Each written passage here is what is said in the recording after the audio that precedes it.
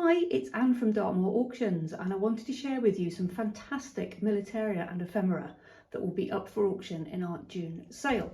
So if I spin you around quickly, now all these items have come from the same family, so we're going to start off with this, which is a certificate from, as you can see, from HMS Powerful.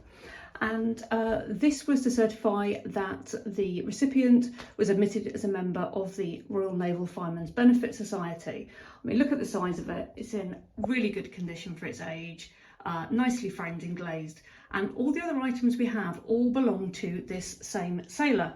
So moving on, now we've got a photograph of the football team from HMS Stag. This is dated 1912-13, and actually this is our sailor here, clearly in the football team. HMS Stag was in Malta at this time, but it went on to see action in the First World War in the North Sea. So carrying on, we've now got the framed handkerchief or scarf, and this is dated 1919. It's in New York, and it's in relation to HMS Constance, and our sailor was aboard Constance at that time. And this was printed to commemorate the Prince of Wales visiting New York, where they were based, on a tour he did of America and Canada in 1919. Of course, this was the Prince of Wales who then became Edward VIII. And moving on, we've now got the photograph, this time HMS Curlew, which we know he also served on. A very traditional photograph of all the sailors you can see there. I can only assume he is on there somewhere. Now we've got a couple of certificates. I absolutely love these. So the first of all is this one, which is from HMS Curlew, again the same as the previous photograph. This is dated 1925, and it's a crossing the line certificate, which is just a bit of fun, and the sailors used to award these to the crew when they crossed the line or the equator for the first time. And behind it, we've then got the one from HMS Emerald. Again, this is our sailor again, and this one is dated 1929. And this is great fun.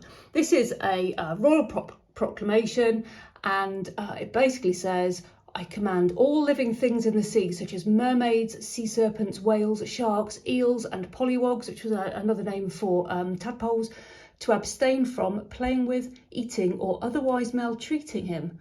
And I think it sounds like an excellent plan to me. So moving on from those, we've got a selection of the cap ribbons. And we know he served on Constance. We know he served on Skirmisher. The others we're not too sure. We think obviously no, he was on Renown as well. But so these could be his. There could be ones that he'd obviously swapped with other sailors he met. We don't know. Now this is a fabulous lot. Again, we're going back to HMS Constance here. And as you see, we've got a little tin tray. There's a couple of those.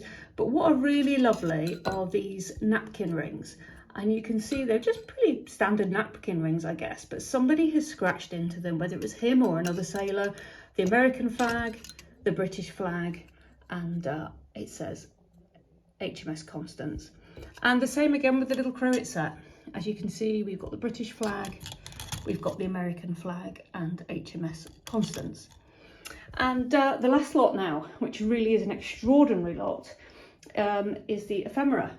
And as you can see, we've got Christmas cards here. This one is, I think it was HMS Renown. We've got Skirmisher. We've got a 1914 Christmas card from Princess Mary with a little picture there.